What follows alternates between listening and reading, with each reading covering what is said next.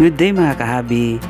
Isa namang napakagandang araw po sa ating lahat. And ngayon is ipapakilala ko sa inyo yung ating mga breeder, especially sa mga chabo natin. Yan yung ating alpha male.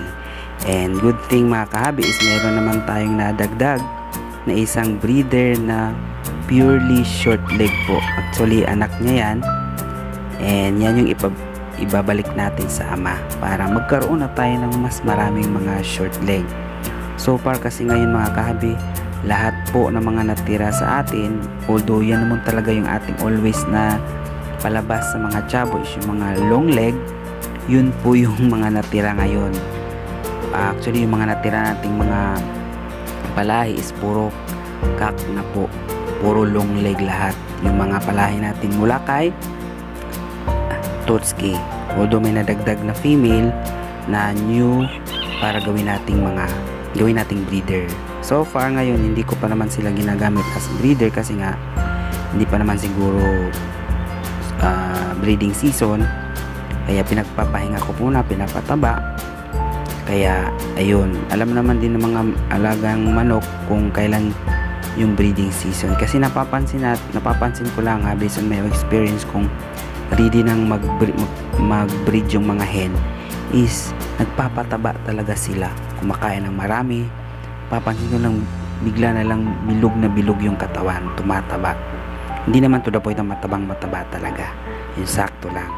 Yan yung yung itim din, yung black birchin is isa yung tawag nito, yung ating si Marites. Isa na rin yung tawag nito, breeder na rin yan siya, nagkaroon na rin siya ng palahi, but so far hindi pa talaga ganun ka okay yung kanyang naging palahi, but proven breeder na yan, and napakaganda rin gawing breeder kasi talaga, bantay sarado talaga siya. And of course ito rin yung ating mga bagong gagawing breeder. Bali pair na rin yan sila, yung ating American Silky at saka yung ating Cochin Ball na nabili natin sa ating kakilala, at saka yung ating Silky naman is napanalunan natin nung last January na Thanksgiving natin sa group sa SGFCC Club. And napakaganda kasi nga mayroon na naman tayong dagdag na mga alaga. Actually medyo medium size na mga bantang. Ayan, mas okay mga kahabib kung meron medyo ganito kalalaki yung mga alaga natin, is medyo may kalakihan talaga yung gagawin nating kulungan. So far ngayon is medyo nagkakasya lang sila sa medyo maliit, yung tama-tama lang sa kanilang by pair. And of course ito rin yung ating mga palahi kay Toots. Yun nga lang, mga long leg sila, but di naman papatalo sa stance nila na mahaba yung mga balahibo sa buntot, and magaganda rin yung kanilang mga kulay. And syempre alagang alaga, matataba, sakto lang. Tsaka yun nga lang, hindi ko rin sila gagawin breeder kasi nga long leg, mas perfect ko lang gawin na lang silang pet or pang show if ever.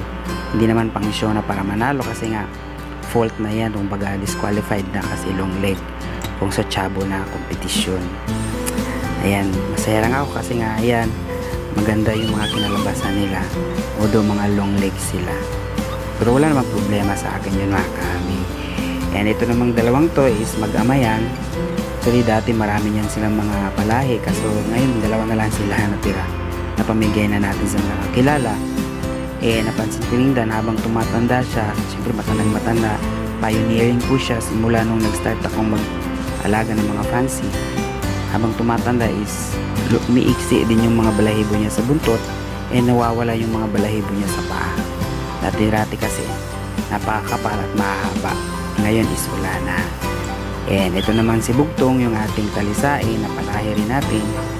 And hindi ko masabi kung short or long leg siya kasi nga in between kaya nabansagan yung merong medium leg dito sa Pilipinas, which is yung mga medium leg considered as long leg kasi yan. Dito lang yan sa Pilipinas na tinawag na medium leg. Ayan. And ito namang dalawang to, si Zion at saka si Pogi, mga long leg din yan sila.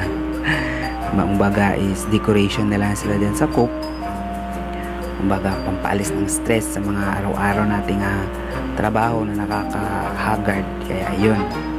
Ito naman yung ating nag-iisa sanang cock na short leg, kaso nga lang nabalda, hindi na makalakad, so hindi na rin natin magagamit as breeder.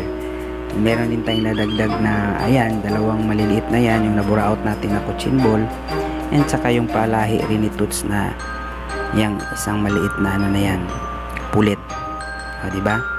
And ma-advise ko rin din sa mga sa mga mahihilig sa mga mahaba yung balahibo sa paa ng mga breeds, huwag natin silang ikulong sa naka-screen kasi nga nasisira, kasi naiipit yung mga balahibo nila kakapumiglas ng ating mga alaga. Habang tumatagal nauubos hanggang makalbo na yung balahibo at pag pumapangit na, mas mainam na yung kulungan nila is malawak, malaki, para hindi sila nasisira yung balahibo sa paa. And meron din naman tayong mga isang pair na ayam sirama na napanalunan din natin sa Thanksgiving mula kay Uno Breeder Line. Mas maganda kasi yung ating mga sirama is naka-secluded yung kanilang kulungan, yung medyo maliit, para mapanatili yung posture nila. Ganun kasi yung practice ng pag-aalaga ng mga ayam sirama. Nakalagay sa medyo maliit na kulungan, tapos medyo may cover para yung posture mapanatili at maging breast out pa sila, para matulungan yung kanilang katawan para ma-practice yung breast out sa mga alagang mga sirama. Isa din kasi yun sa mga category na tinitingnan pag sirama show na, yung salpukan sa mesa yung tinatawag. Yung sa akin is pang-pet lang naman yan, hindi naman ako marunong talaga ng mga sirama, but siyempre aalagaan pa rin natin. And kagaya ng dati nating mga ginagawa, every weekend is free range ko sila 3 to 4 hours sa labas, provided na hindi ganun kainit, para iwas na rin sa mga mortality rate ng ating mga alaga dahil na nagkakaroon ng heat stroke sa sobrang init. Hindi rin yung maganda para sa kanila mga kahabi. Ginagawa ko lang to para ma-exercise sila, mabuhos yung immune system, maging okay yung kanilang blood circulation, na-exercise yung mga kalamnan at buto, para iwas na rin sa pagkalumpo. Yung experience ko naman sa nalumpo nating alaga is kasi yun, naipit sa kulungan, kaya nagkaganon. But anyway, kahit ano pa mang mangyari is may mga bagay talaga mga kahabi na hindi natin hawak. Mangyayari talaga, but patuloy pa din yung ating pag-aalaga kasi kinahiligan na natin hindi na natin yun mawawala sa balat natin, kumbaga. And of course, napansin ko rin sa ating mga alaga, especially sa ating alpha male, habang tumatag is umiiksi yung balahibo niya habang tumatanda, kasi hindi naman ganyan yung balahibo niya. Correct me if I'm wrong, baka naman siguro dahil na rin sa bloodline, or depende talaga sa bloodline, or ganun talaga pag habang tumatanda. And habang tumatanda rin yung ating mga hens is medyo nababawasan yung fertility rate nila.